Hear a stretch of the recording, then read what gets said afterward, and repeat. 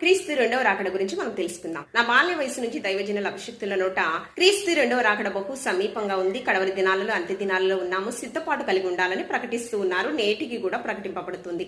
వాక్యానుసారంగా చూసినట్లయితే క్రీస్తు మీరు అనుకోనని గడిలలో రెండవ రాకడ వచ్చినని మత్తయి గారి సువార్తల్లో 24-44 వచనంలో తెలియపరుస్తున్నాడు. యజమానుడైనటువంటి క్రీస్తు కోడుకూయు వేళ, తెల్లవారుజామున పొద్దుగూకు వేళ, అర్ధరాత్రి వేళ ఈ లోకంలోకి వచ్చినని మార్కు గారి సువార్తల్లో 13-35 వచనంలో తెలియపరుస్తున్నాడు.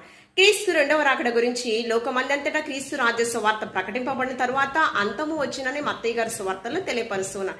మరి ఎందుకు ఆలస్యం అవుతుంది ఆలోచన చేసినట్లయితే మారు మనస్సు పాపక్షమాపణ కలిగి ఉండాలి. మరి పేతురు గారు 2వ పత్రిక 3-9 వచనంలో తెలియపరుస్తారు. ప్రేమ, జాలి, కరుణ, వాత్సల్యత కనపరుస్తూ ఇకనైనా మారు మనస్సు కలిగి ఉంటామని యెషయా ప్రవక్త చేత 30-18 వచనంలో తెలియపరుస్తూ ఉన్నాడు.